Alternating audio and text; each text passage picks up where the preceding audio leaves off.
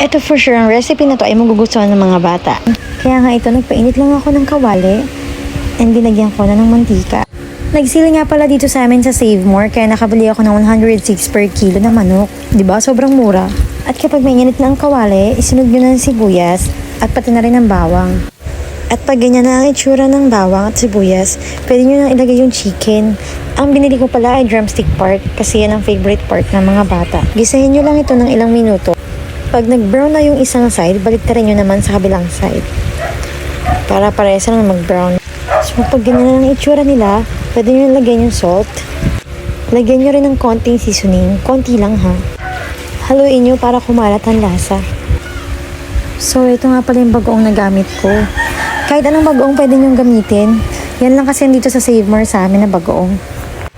Haluin nyo lang mabuti ang bagoong para kumalat ito at hindi dumikit sa kawali. Lagyan nyo lang ng konting tubig. Huwag naman yung sobrang dami kasi hindi naman kayo magsisigang. Pagkakulo, pwede nyo ilagay yung sili. Ang gamit ko ay siling pangsigang. Kung gusto nyo na mas manghang, pwede namang siling labuyo. At i-cover nyo lang to. Putol pa nga yung sili ko kasi nakita ko lang yan dito sa lamesa.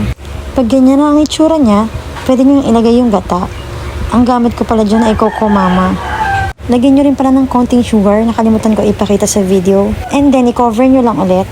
And pag medyo na-simmer na siya, ilagay nyo na rin yung malunggay nyo.